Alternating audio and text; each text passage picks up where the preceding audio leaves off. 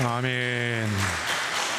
예, 아침에 또 한 번 새 힘을 주시는 귀한 찬양이었습니다. 찬양과 헌신 감사드리고 예배 순서를 맡으신 분들과 또 예배위원 여러분들께 감사드립니다.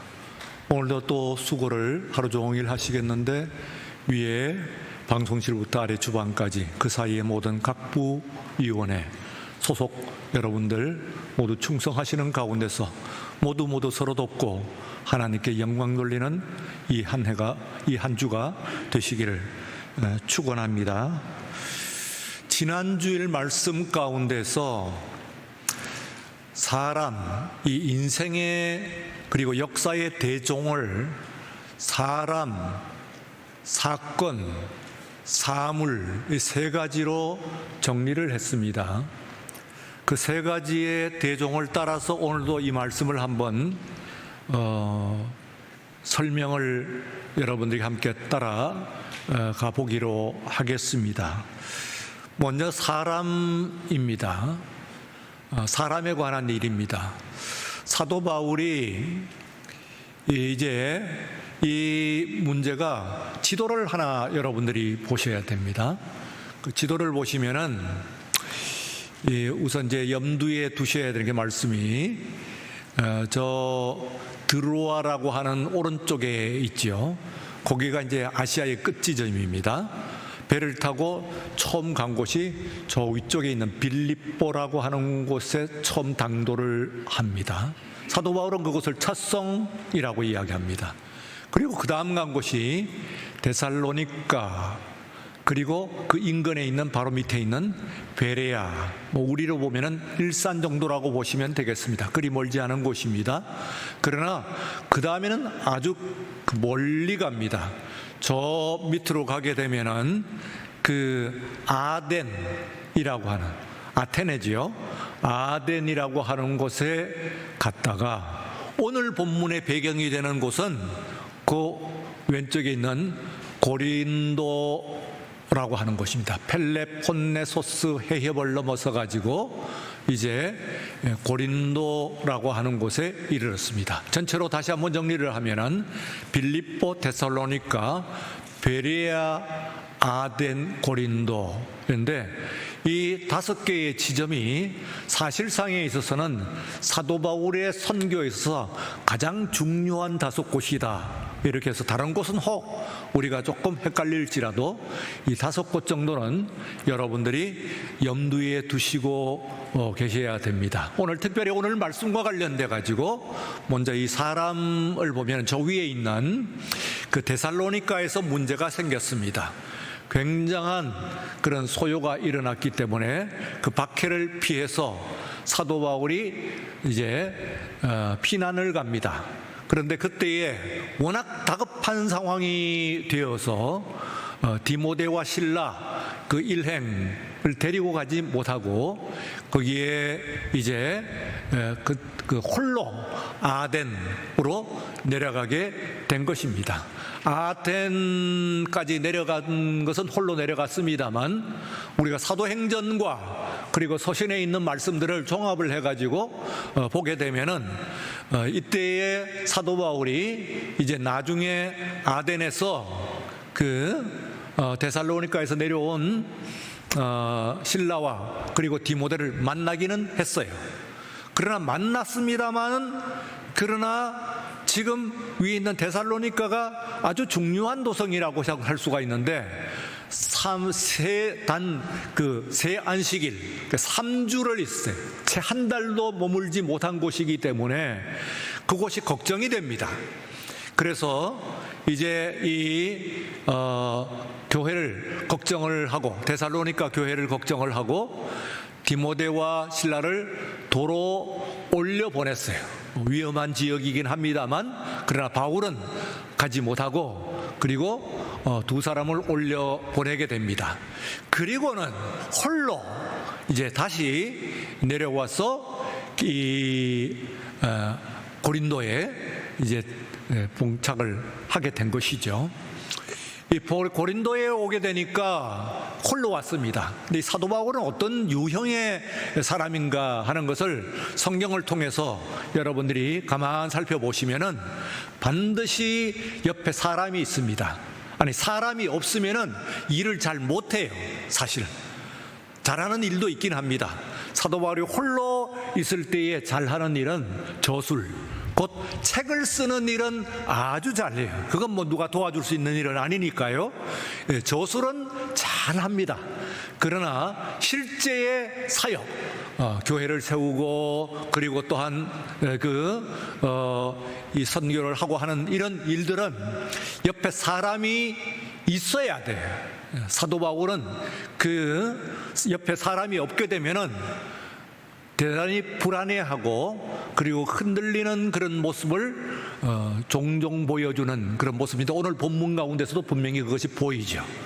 그래서 고린도에 홀로 도달한 바울은 매우 그 어려운 환경 가운데서 어떻게 할 바를 잘 모르고 있습니다. 우왕좌왕하는 가운데서 박해를 받는 그런 모습이에요. 그저 거기에 있는 사람들이 그를 배척을 하지 별로 뭐 항구 도시의 바쁜 사람들이 쳐다보지도 않거나 혹은 반대를 하거나 뭐 이런 가운데서 난감한 가운데에 있습니다. 이때에 오랫동안 기다리고 그리고 고대하고 기다리던 이 바울 디모데와 실라가 저 위에 데살로니가 그리고 베레아 이 지역에서 그 문제를 또 얼마간 수습을 하고 내려옵니다.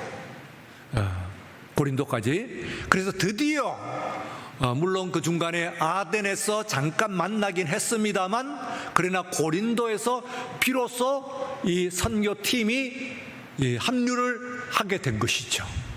그래서 사도 바울은 이 부분을 가지고 데살로니가 3장 7절 8절 말씀에서 살았다, 이제는 살았다 그렇게 표현을 해요. 읽어보시면은 이러므로 형제들아 우리가 모든 궁핍과 환난 가운데서 너희 믿음으로 말미암아 너에게 위로를 받았노라. 그러므로 너희가 주 안에서 굳게 선적 우리가 이제는 살리라 하는데 여기에 이제는 살리라 하는 그 본문이 감탄사로 그렇게 번역할 수 있는 본문입니다. 그러니까 이젠 난 살았다, 이제 우린 살았다 하는 그런 표현을 하고 있습니다.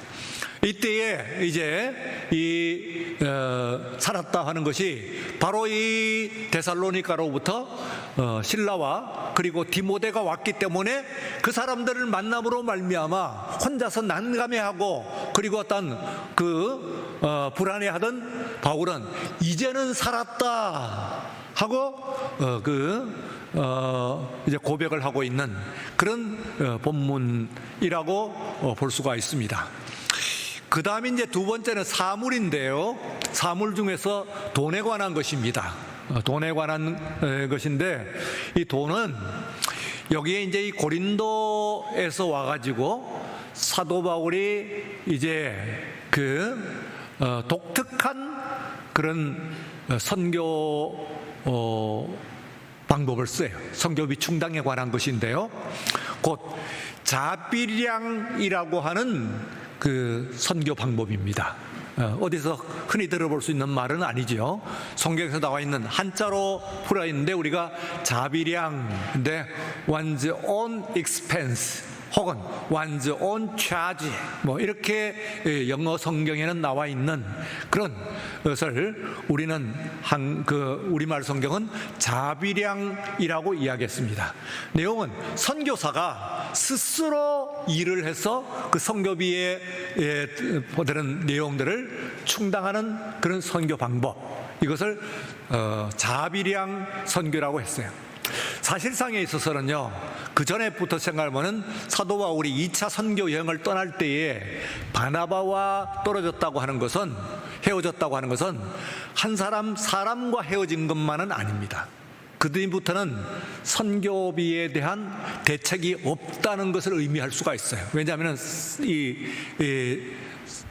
그 바나바는 상당한 그런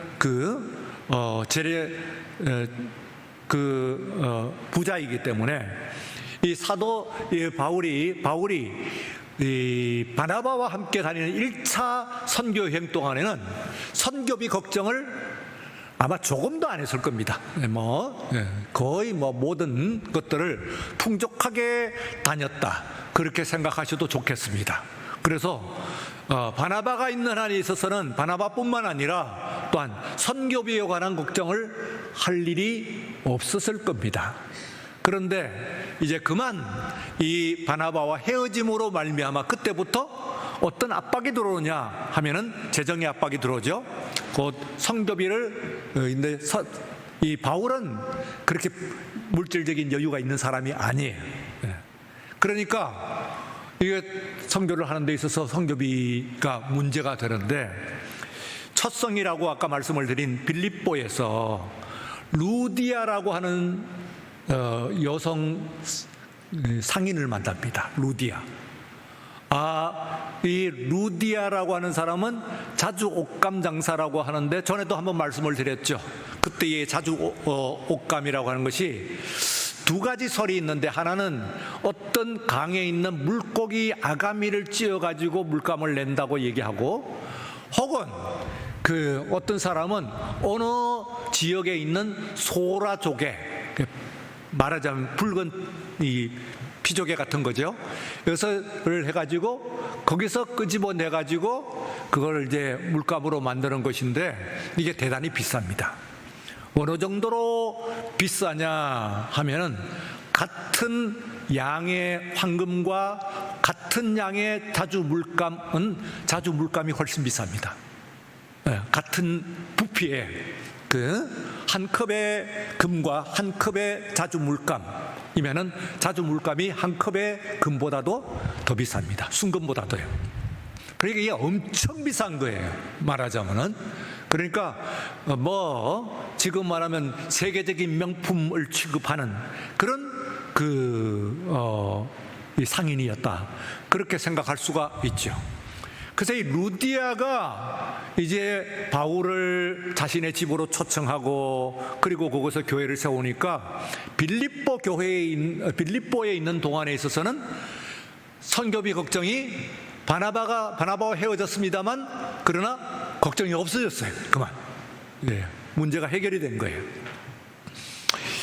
그래서 이제 문제를 해결을 했고, 그 다음에 이제 데살로니가로 내려갔는데, 데살로니가에 가니까 또 그 부자를 만났어요.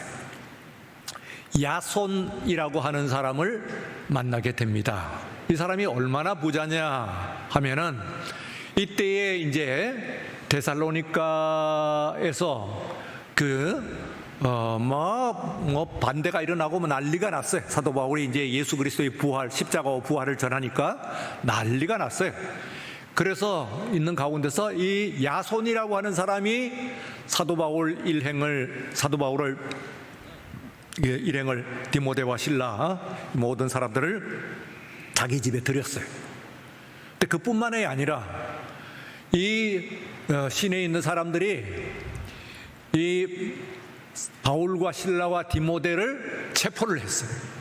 뿐만 아니라 그들을 거두어 주었다고 하는 그런 이유 때문에 야손도 체포가 됐어요.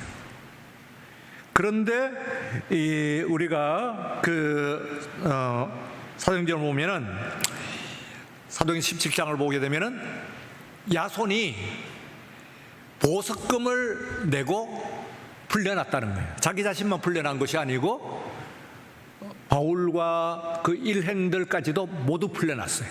간단하게 나와 있는 내용이긴 합니다만, 이 보석금의 규모가 지금으로 보면 어느 정도가 됐을까요? 아마 수천만 원은 넘었을 거예요. 자신과 그리고 온 시내의 소요를 일으킨 그런 큰 사건인데, 데살로니가 시에 큰 사건인데, 여기에 바울 일행과 자기 자신까지도 일시에 뭐 그날 밤에 다른 이유를 묻지 않고 그냥 풀려날 정도의 그런 금액이라고 한다면은 그건 상당한 금액이라고 이야기할 수가 있습니다. 말하자면은 사도 바울이 데살로니가에서 핍박은 받았습니다만 그러나 야손이 있는 한 선교비에 관한 걱정을 하지 않았어요. 그러니까 사도 바울은 지금 빌립보에서는 루디아, 그리고 또한 데살로니가에서는 야손 같은 사람을 만난 거예요. 그 앞에 바나바가 떨어졌는데도 불구하고 그런 사람들을 통해 갖고 물질적인 충당을 하게 된 것이죠.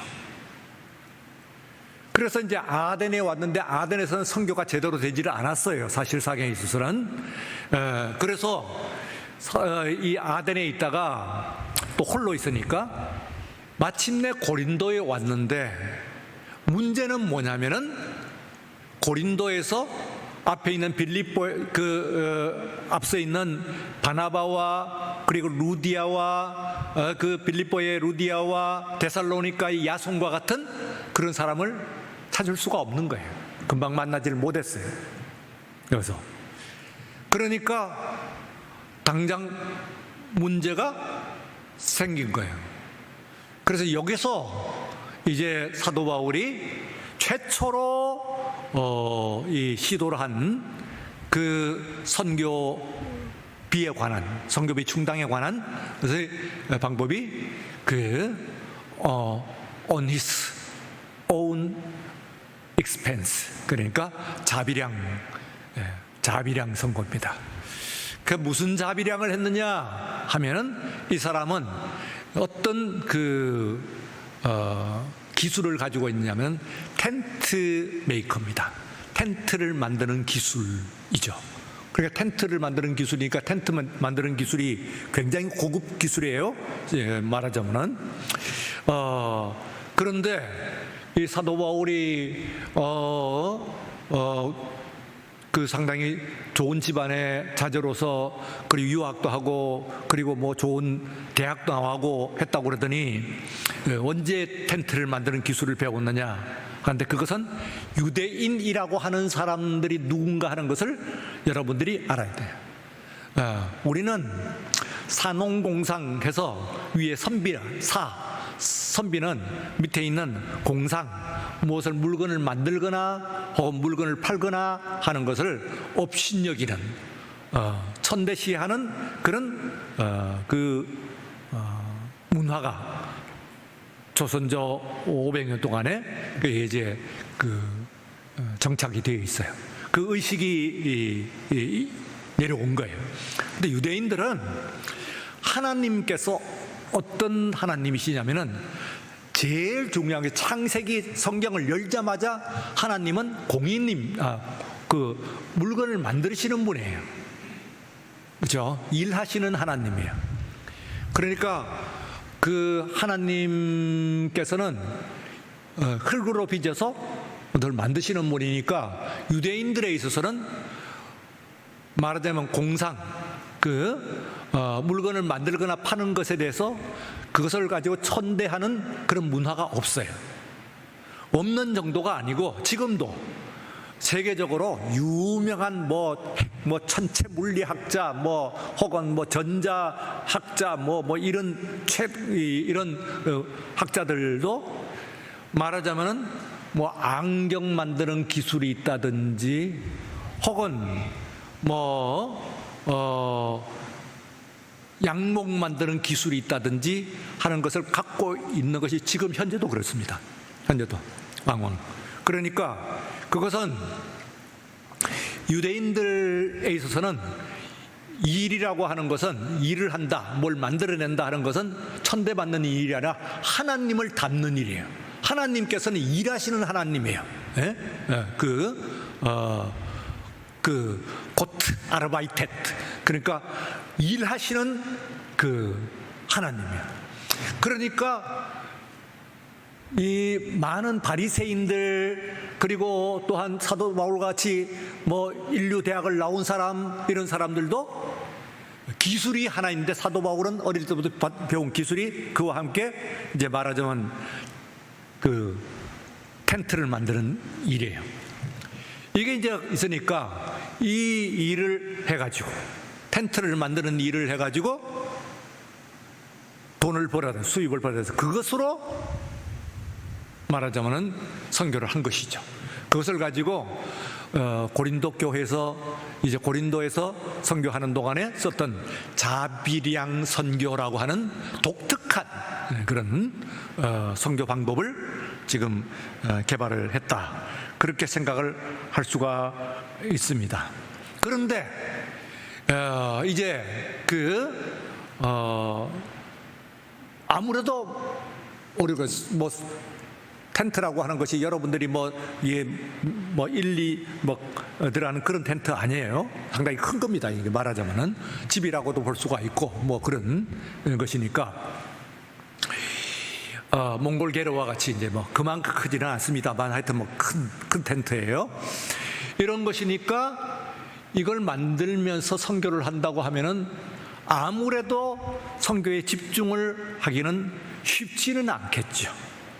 그런데 앞서 말한 디모데와 실라가 오면서 뭘 가지고 왔냐? 이 사람만 온 것이 아니고 말하자면 데살로니가로부터 물질적인 상당한 지원도 가지고 왔어요. 이 사람들이 생각할 때 저 사도 바울이 지금 아덴을 거쳐가지고 고린도로 갔다는데 물은 뭐 먹을 생활비도 제대로 없을 텐데 거기서 어떻게 견디나 걱정을 한 가운데서 이제 상당한 물질을 함께 가지고 왔어요.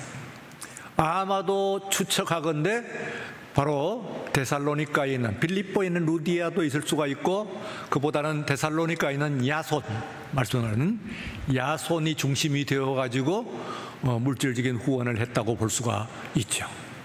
이것을 가지고 사도 바울은 또 살았다 그렇게 표현을 해요. 이제는 살았다. 앞서 말한 이제는 살았다 하는 말이 그거예요. 살았다. 사람이 오므로 또한 살았고 사물이 말하자면 선교비가 충당이 됨으로 말미암아 살았어요.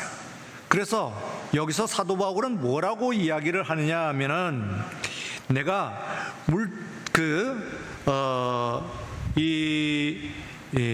도시에 붙잡혔다 그렇게 이야기를 해요. 끼니를 걱정을 해야 됐던 그 사도 바울이 내가 이제 말씀에 집중할 수 있었다는데 말씀에 오늘 말씀 가운데 붙잡혔다 그렇게 이야기를 합니다. 그런 붙잡혔다는 이야기는 말씀에 집중을 이제는 온전히 선교를 할 수가 있었어요. 그러니까 디모데와 실라가 옴으로 말미암아 이제는 그 텐트를 만드는 그런 일을 하면서 선교비 충당을 하는 그런 부분이 해결이 된 것이죠. 물질적으로 그것이 해결이 되었다 그렇게 생각할 수가 있어요. 사물. 그 다음에 이제 사건인데 바울이 아덴에서는 이제 학자연 하는 사람들을 만나서 아는 사람들이 많아요. 거기서 이제 논쟁을 합니다. 하고 그리고 그 논쟁의 결과 아덴에서는 교회가 서지 않았다는 것을 우리가 주목을 해야 된다고 그랬죠. 그러니까 앞에 있는 빌립보에 가면은 빌립보 교회가 섰고 데살로니가 가면은 데살로니가 교회가 섰고 그리고 또한 그 밑에 이제 본문의 배경이 되는 고린도에 가면 고린도 교회가 섭니다. 근데 아덴 교회가 없어요. 지금 그리스 가면 제1도시가 아테네. 그리고 제2도시가 데살로니카예요. 그러니까 데살로니카는 교회가 있어요. 분명히. 근데 성경에 아무리 찾아봐도 아테네 교회가 없는 거야. 아덴 교회가 없는 거야. 아덴 교회. 그 아덴 교회가 제1도시예요. 제2도시가 데살로니카고. 그런데 제일 중요한 수도인 이 아테네에 교회가 서지를 않았다 하는 이야기는 왜 교회가 안 섰을까 하는 것을 우리가 어떤 조건에서 어떤 환경에서 뭐라고 그랬어요? 일단 아테네에서는 아덴에서는 바울은 혼자였다. 사도 바울은 혼자이면 교회를 못 세운다는 게 나오는 겁니다. 말하자면 사도 바울 혼자서 있을 때는 교회가 안 서요. 이게 그 사도 바울에게 있어서는 동료가 그렇게 중요한 거예요. 제 아무리 뛰어난 사도 바울이라고 하더라도 혼자서 있었던 아덴에서는 교회가 안 섰다. 그 다음엔 두 번째는 상대에서 얘기하면 질문하고 이런 것들 가지고 아카데믹 큐리아시티, 그러니까 학문적인 관심을 가지고 공부하는 데는 교회가 안 써요. 그러니까 신학이 맹성하면은 교회는 안 씁니다. 사실은. 그게 같이 따라가서 교회가 쓰고 신학이 만들어야지. 교회와 신학 할 때 교회가 먼저 있고 신학이 뒤에 따라와야 돼요. 신학은 뒤에 교회를 설명하는 거예요. 근데 신학과 교회가 되면은 그건 없어요. 교회와 신학은 있어도 신학과 교회는 없어요. 왜냐하면 학문적인 관심을 가지고 질문하는 곳에서는 교회는 안 따라와요. 그게 지금 유럽 교회와 미국에 있는 교회들, 지금도 우리가 신학 배우러는 유럽도 가고 그리고 미국도 가요. 그렇지만 거기 교회가 쓰러지고 있잖아요. 그러니까 교회가 먼저 서야 되는 거예요. 신학이 먼저 가게 되면은 교회는 뒤에 안 따라온다고요. 서질 않아. 성립되질 않아. 그래서 이 두 가지로 말하자면 이 아덴은 교회가 없다. 아덴의 교회라고 하는 제1도시인 아덴에서는 말하자면 선교의 실패지요. 교회가 서지 않았다는 것은 실패입니다. 선교의 실패의 도시다. 이렇게 생각할 수 있어요. 그렇다면은 오늘 여기 있는 이 고린도에서는 비로소 앞서 또 말씀을 드린 바울, 실라와 디모데가 왔고 선교비도 가져왔을 뿐만 아니라 여기에서 이 사람이 말하자면은 있는 가운데서 사도 바울에게 하나님께서 계시를 했습니다. 첫째는 하나님이 함께 하신다. 그리고 두 번째는 널 대적할 대적이 없다. 그리고 이 도시에 내가 많은 사람들이 예비되어 있다. 다시요. 첫 번째는 하나님이 너와 함께 하신다. 그리고 너에게 대적이 없다. 그리고 이 도시에는 많은 사람이 예비되어 있다. 그런 얘기예요. 사도행전 18장 오늘 9절 10절에 있는 말씀을 우리가 한번 보시면은 제가 사역을 했습니다. 그러니까 개인이고, 왜냐하면 이 본문의 원래 의미를 조금 더 생생하게 전달하기 위해서 조금 어색하지만은 그럼 본문의 내용을 그대로 전한다고 하는 의미에서 두려움으로 잠잠하지 말고 계속 복음을 선포하라. 이 말은 이 사람이 지금 이 고린도에서 두려움에 휩싸여 있다는 것을 의미합니다. 사도 바울이 내가 너와 함께 할 것이다. 그 다음에 그러면 아무도 너를 해롭게 하기 위해서 대적할 수 없을 것이다. 두 번째, 대적이 없다. 왜냐하면, 왜 그러냐 하면은 이 도시 안에는 내 사람들이 많이 있기 때문이다. 이렇게 돼 있어요. 이 도시 고린도 안에는 내 사람들이 많이 있기 때문이다. 예비되어 있다고 우리가 의역을 했는데 원본은 그냥 사람들이 많이 있기 때문에, 물론 지금은 없어요. 사도 바울이 지금. 그런데 지금 많이 있다는 거예요. 이 도시에는 많은 사람들이 있다 하고 이제 말씀을 합니다. 그래서 사도 바울이 이제 힘을 얻고 교회를 세우게 되죠. 그 교회가 고린도 교회입니다. 사도 바울이 거쳐가는 것이 한 30개 교회, 지역의 교회예요. 전체로 보면 사도 바울의 전체 사역에 나타나는 사도행전에 나타나는 그 사도 바울이 지역 어느 도시를 방문한 도시가 한 30개 정도로 나옵니다. 그 중에서 제일 중요한 큰 선교 열매라고 할 수 있는 두 교회가 있습니다. 하나는 에베소, 그리고 또 하나는 고린도입니다. 그럼 에베소는 말하자면은 아시아 선교라고 하면은 유럽 마게도니아 선교가 사도 바울의 선교라고 했을 때, 사도 바울의 선교 중에서 가장 큰 선교의 열매는 뭐냐 하면은 그 고린도입니다. 고린도 교회 가장 큰 교회예요. 가장 힘 있는 교회예요. 가장 활력 있는 역사가 일어나는 교회가 바로 고린도 교회였어요. 그러니까 대성공이죠. 말하자면은 빌립보로부터 시작을 했던 이 마게도니아 유럽 선교의 대성공, 사도 바울의 전체 모든 선교 중에서 가장 중요한 선교의 열매가 여기 있다, 그런 얘기입니다. 자, 오늘 여러분들이 이제 안내된 바와 같이 말씀을 제목을 인연, 우연, 인연, 신년, 이렇게. 우연이라고 하는 것은 이런 것이 우연일까요? 우리가 세상을 살아가는데 일어나는 일들 같은 것들이 우연이라고 생각하는 사람들이, 또 인연, 인복이 있다.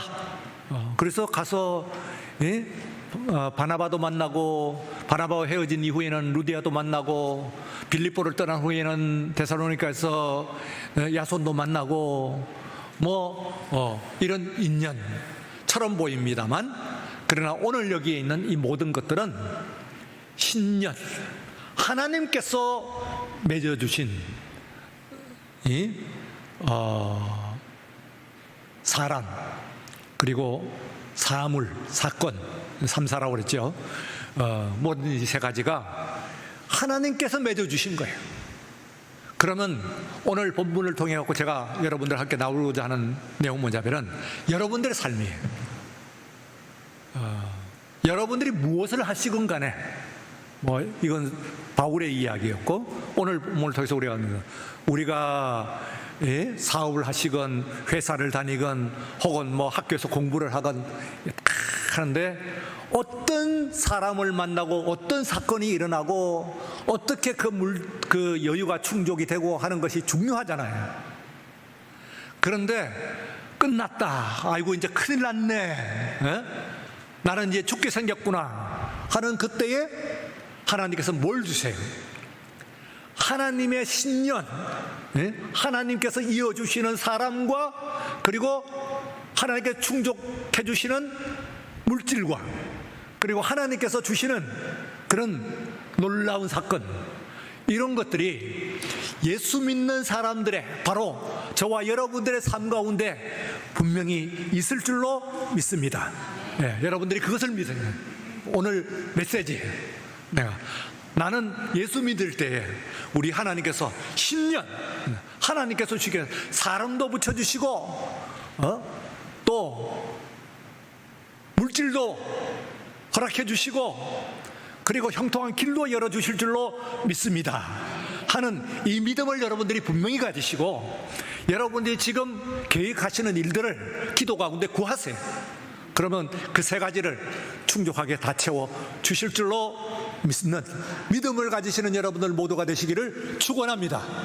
거룩하신 하나님 아버지, 감사합니다. 복되고 거룩한 주일 주의 앞에 나와서 오늘 이 시간 우리들도 조마조마 두렵고 떨리는 가슴을 가지고 나왔을지도 모릅니다만, 오늘 담대하게 하나님 아버지, 내가 너와 함께하노라, 이제는 너한텐 대적이 없다, 그리고 또한 이 내가 준비한 사람들이 많이 있다, 주님께서 채워주시는 은혜를 오늘 분명히 굳게 붙잡고 우리 주님 앞에 믿음으로 달려가는, 믿음의 경주를 하는 우리 모두가 되게 하여 주시옵소서.